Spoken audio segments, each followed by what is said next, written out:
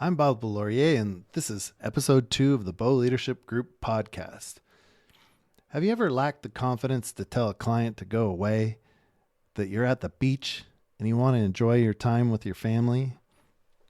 How about a payoff where you are confident enough to tell a client that you're too busy, that you have the superpower of confidence to do what you want to do when you want to do it? That's the ultimate, being able to do what you want to do when you want to do it. Today we're talking about confidence as a superpower, especially if your entire organization is confident. You'll fail without confidence just like you'll fail without competence. Let that sink in. I'm here to help you transform your leadership and think about leadership in ways maybe you haven't thought about them before. And one of the ways I'd like you to think about leadership is to blow the lid off of it. LID. Leadership Investment Decisions. If you invest the next 30 days into developing superpowers in confidence, you'll be able to get a lot more done. You'll be able to have pride in what you've done, and you will be able to feel confident as you do things, which makes the rest of your team confident too. But even better, leadership isn't just about you. It's about building your team, equipping your team, allowing your team to be team members that you can delegate to, and they can confidently and competently go about their tasks.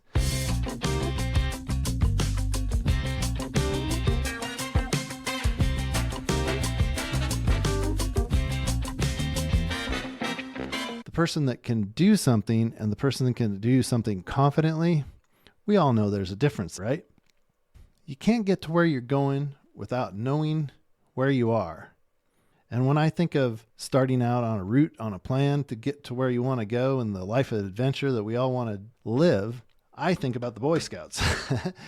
And one of the things that they have is a compass, right?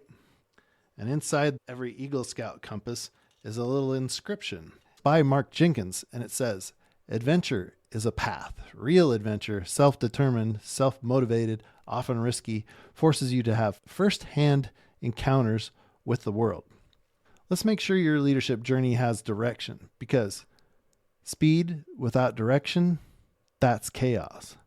In physics, velocity is defined as speed plus direction. So in a lot of ways, when we're talking about speed in business, we really want velocity because we want to be going the right direction. And that's what confidence gives to your leadership, direction. I'm going to shift to the Kübler-Ross model and leadership. The Kübler-Ross grief model is not really applied to leadership generally, but denial, anger, bargaining, depression, and acceptance you may have heard of as the stages of grief. People often experience those stages in different orders than what was originally presented in the Kübler-Ross model. So the Ross model didn't get the respect that maybe it deserved because people experience different parts of grief in different ways, just like you experience leadership phases differently. And it can be different with different teams. How you feel at your leadership at home, at church, at work, when you're out in the public is very different. But I believe the Kübler-Ross model applies to every leader trying to grow, because often we're in denial. I don't need confidence. I just need to get better at my job. Or anger. Why do others get noticed when I'm doing all the hard work? Or bargaining. If I just take one more course, maybe they'll see I'm good enough. Or depression. Maybe I'm just not leadership material. Acceptance. Confidence is something I can build, and when I do, I will rise. That's where we want to be. Thought question. Which stage are you in? Where are your team members? Acceptance leads to action. That's where confidence begins. When I talk about teamwork and teams, I usually talk about DISC and personalities, especially if it's my first time with a team, and why diversity wins. Great organizations don't hire clones. They hire complementarity. DISC is a personality framework used by Chick-fil-A, In-N-Out Burger, NVIDIA, and Amazon is one of the places that I've used it. It can help smooth out communications and boost team performance. The DISC personality framework is even something that my wife did when she was a Nike executive, and they used it to help determine which jobs you should apply for and not apply for, so that they can maximize teamwork and getting things done profitably. When you look at your teammates, A D person might be your typical A-type personality. They exhibit dominance, direct, results-driven type person. An I personality is a people person. They're focused on people and being expressive. S, steadiness, loyal, and calm. This group is about 70% of the world. C, conscientious, analytical, precise, detail-driven. One quote from a Harvard Business School report says, cognitive diversity, not just cultural diversity, drives innovation and outperformance in teams. In other words, if everyone thinks the same, you miss the magic. Let's think about some examples. Oprah Winfrey is an IS, emotionally influential, grounded in support. If you were to summarize Oprah in just one sentence, one could say, confidence born from pain and purpose that inspires transformation in others. Elon Musk is a hot topic lately. I think of him as a DI, but a lot of people say DC because he's an engineer. And he's a visionary disruptor, obsessed with precision. A single phrase to describe Elon could be confidence rooted in execution and an unreasonable vision. Let's look at Benjamin Franklin. Some people say he's a CI. I think he's a DI, but he was an inventive diplomat. A single phrase to describe this statesman could be confidence grounded in curiosity and innovation that help build a nation. Jensen Huang is very popular right now with NVIDIA. He's a CS, quiet confidence, deliberate and humble. A sentence for Jensen could be confidence built through persistence and deep technical mastery. When leaders complement each other, like Franklin and Musk could be complemented by Oprah's mass appeal to connect with people, could bring both vision and execution. But when leaders hire their own image, blind spots multiply. And a top performer might leave your organization if they get conflicts from people who are too much like them and not complementary. Think of a hot dog, which is better with a bun and a complementary condiment or two. You don't need just one hot dog personality, but an S bun and an I mustard and perhaps a Heinz 57 ketchup to round out your seventh any stretch hot dog, right? Harvard found that replacing top performers can cost up to 400% of their annual salary due to lost productivity. You have recruitment and onboarding costs. And guess why those top performers leave? They don't feel seen. They don't feel recognized. They don't feel appreciated or safe or supported. A thought question for you. Are you building a team with personality diversity or clones with your blind spots? The same blind spots you have. The cost of low confidence. Let's get real. One of the most expensive mistakes leaders make is what? Failing to build team confidence. According to Gallup, only 30% of workers are even engaged at work. A lot of this emerges because of a lack of leadership confidence building. Now here's something wild. Another study from Harvard showed that confident leaders are perceived as more competent.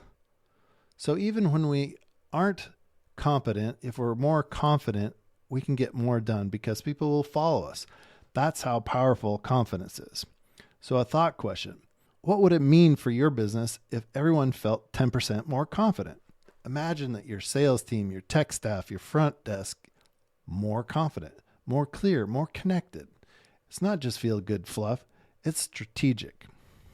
Let's think about real world confidence and those two tech titans, Wang and Musk, and break them down. Jensen Huang of NVIDIA and Elon Musk of SpaceX and Tesla, in case you don't know who he is. Most of us have to see him on the news every day, but Elon Musk brings explosive confidence and futuristic vision. He's a DI or a DC, then he pushes the edge of what's possible. Jensen Huang, he pushes the edge too, but he's quiet, thoughtful, strategic, more of a CS. He built NVIDIA into the backbone of the AI revolution without even making much noise in a leather jacket. I think of Tom, who was the Dallas Cowboys coach who led the Cowboys to lots of championships, Dr. Jack Ramsey, who led the Portland Trail Blazers to a national championship. Huang leads with steady authority and still wins championships. Both are great, these two titans, but for different reasons. A thought question. Who do you lead like, Musk or Huang? And who on your team balances you out? A good leader shows the way. A great leader knows the way and shows the way. And that starts with building confidence at work, at home, at church, and even online. One reason people don't network. What is it? It's fear. That's a lack of confidence. In my book, a study from the Journal of Personality and Social Psychology found that 70% of people fear initiating conversations in a room full of strangers, even when they know it would benefit them. If your confidence isn't where it should be or where you want it to be, what's it costing you? Would you recommend it to your kids that they not be confident, or to your spouse to live in self-doubt? Of course not. Then don't accept it for yourself either.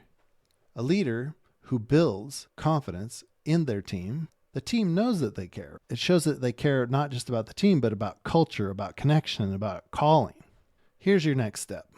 Go to beauleadershipgroup.com and request the 30-day confidence builder.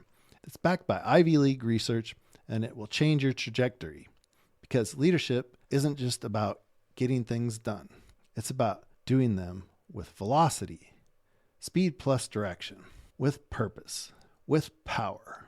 I look to the Bible for business wisdom, and from Exodus 18, we can read how Jethro gave Moses confidence and courage by helping him see that leadership isn't about doing everything alone by yourself. It's about empowering others.